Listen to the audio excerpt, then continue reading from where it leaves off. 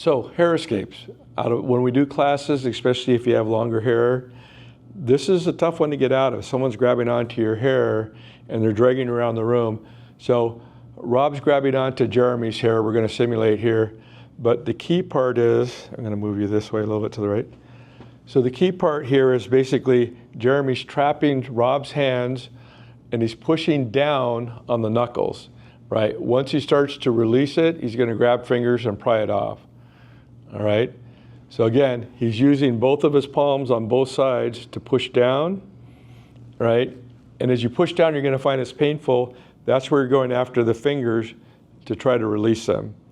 So if you're pushing down on my knuckles here, you end up right in this position.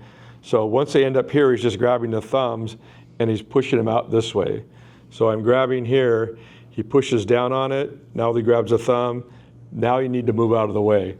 So he's going to grab on, he's pushing down, and he's just going to pull them outside. Easiest mechanically to get to, and especially if you have long hair, it's tough to get out of. So a single hand grab, he grabs, pushes it, gets to the thumb, pries it off, moves out of the way. How about if he has like a ponytail or he's grabbing around the back of the hair? That makes it more difficult, right? So here, he's going to do the same thing, but he's pushing it down. You still have to go after the fingers to pry him out, to get out of the way. The toughest one's going to be if someone's grabbing directly behind your hair like this, like the fingers are through the back of the hair and they're almost in this position. This one, Jeremy's going to trap the hand, he's going to spin to his right, and notice that it starts to put pressure on Rob's hands as he rotates. Then grab over the fingers to pry him out.